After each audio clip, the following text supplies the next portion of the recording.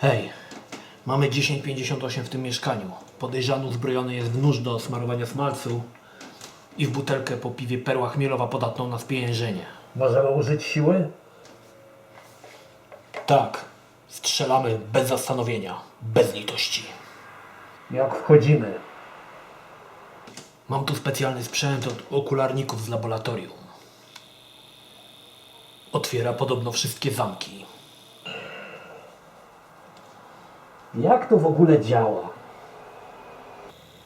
Nie wiem, powietrze z tego urządzenia sprawia, że zamek się chyba otwiera. Okej. To ile trzeba czekać? Nie wiem, jakieś 60-70 lat. Dobra. To się pospiesz. –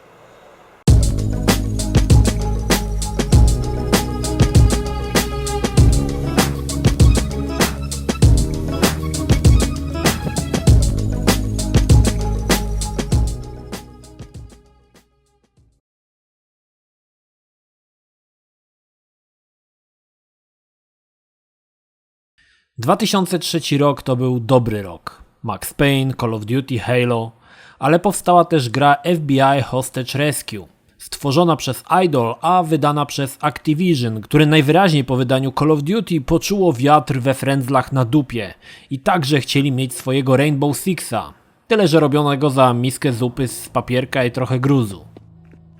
FBI Hostage Rescue to gra, która miała łączyć elementy gier z serii Rainbow Six z grą SWAT od Sierry. Całość miała mieć 10 zróżnicowanych misji i jak zapewne większość z Was się domyśla, miała dotyczyć odbijania zakładników. Choć to nie do końca prawda, ale o tym później.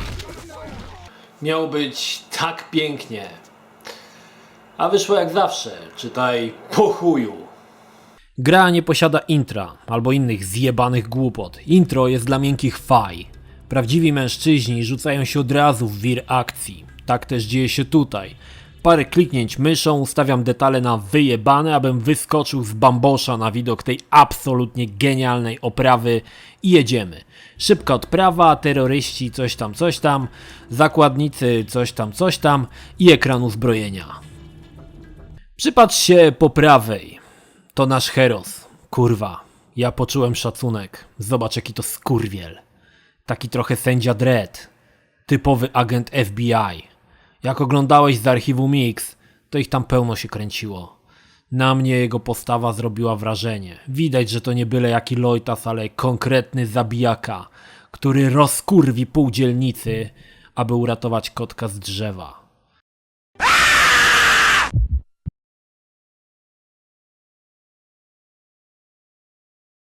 No ale, broń mamy predefiniowaną. Nasz twardziel może nieść 3 typy uzbrojenia wedle uznania. Szybkie to i wygodne. Wybieram 3 gnaty i ruszam do akcji. Długo jeszcze? Cicho. Coś pykło. To zwieracze mi pykły z nudów. Pierwsza misja to ratowanie jakichś idiotów w sklepie, które akurat napadły jakieś zambrudery. W oczy rzuciła mi się rewelacyjna grafika. Zwróćcie uwagę na te snopy światła padające z latarni. Tego nie uświadczysz na dzisiejszych konsolach. Albo na tego policjanta. Jak żywy, kurwa, jakby żywy przede mną gliniarz stał. Wbijam do sklepu, który głównie sprzedaje arbuzy i chyba został w ogóle wyciągnięty z polskiego PRL-u, bo za wiele to tam nie ma, a tam bandziory latają i strzelają. No to co robisz? Napierdalasz w nich jak szalony.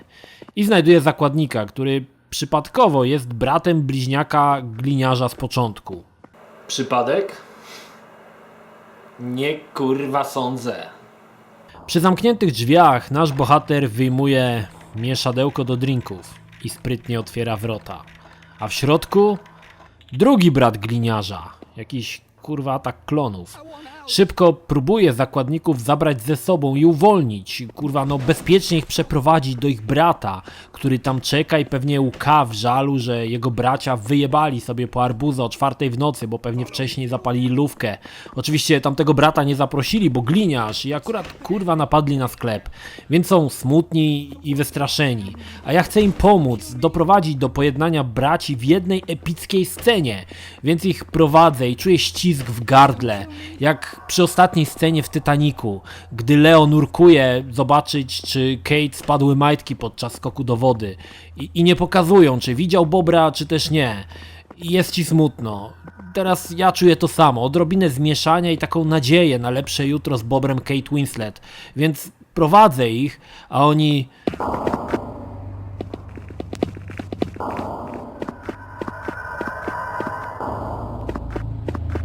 No kurwa durne konusy, to ja tu kurwa napierdalam tyradę, tryskającą pompatyczną, romantyczną tęsknotą, a wy w miejscu popierdalacie?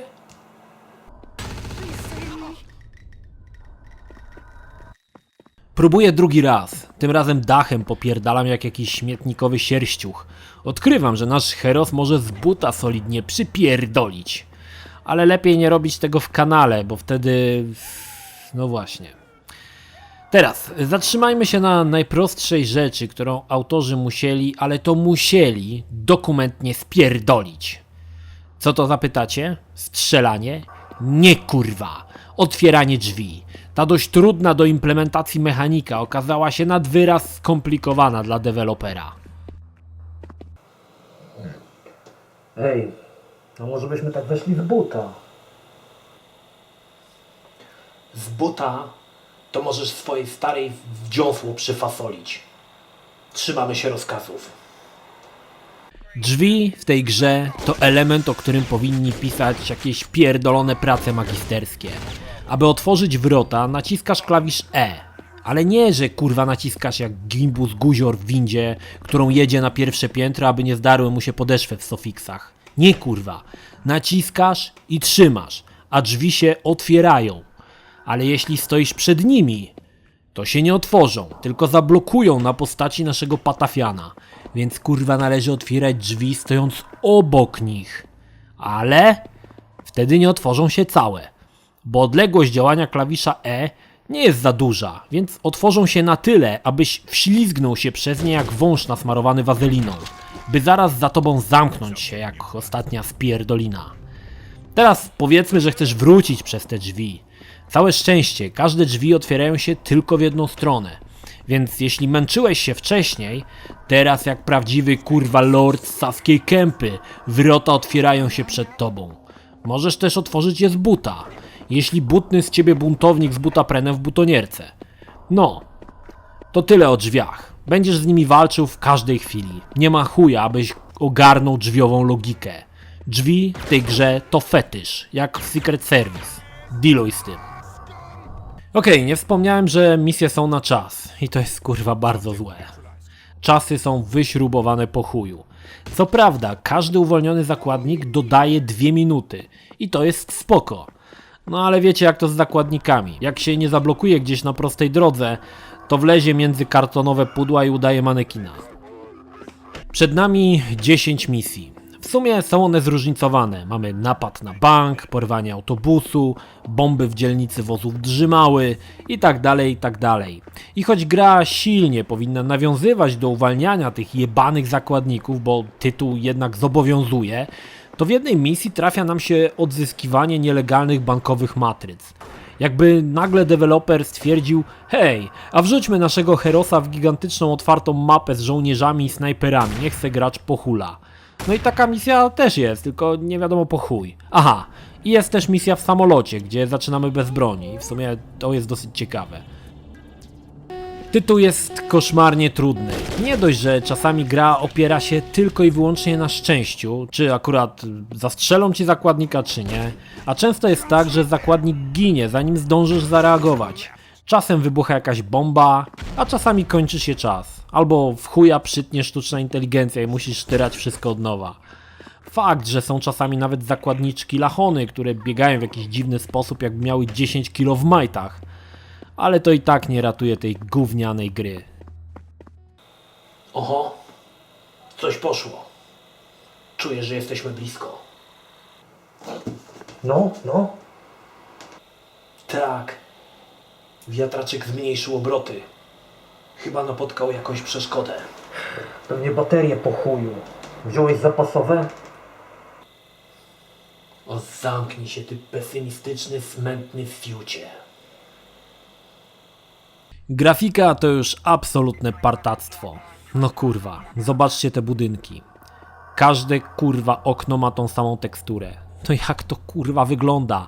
50 mieszkań i każde ma to samo w oknie?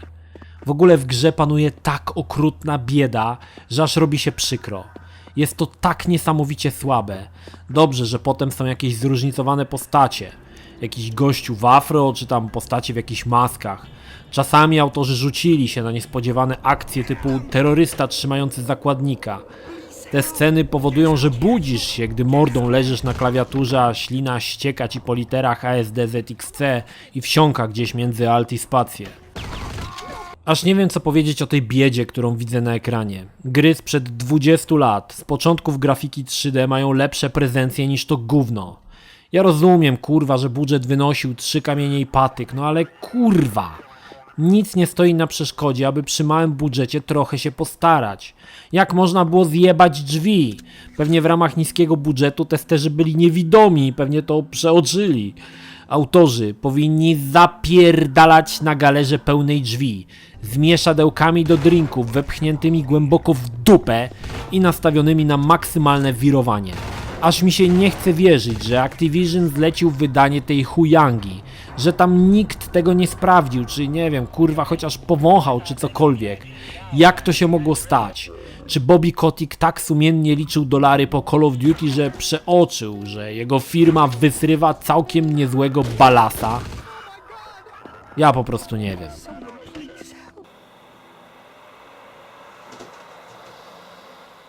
Trochę mi już ręka zdrętwiała. Może byś mnie zmienił.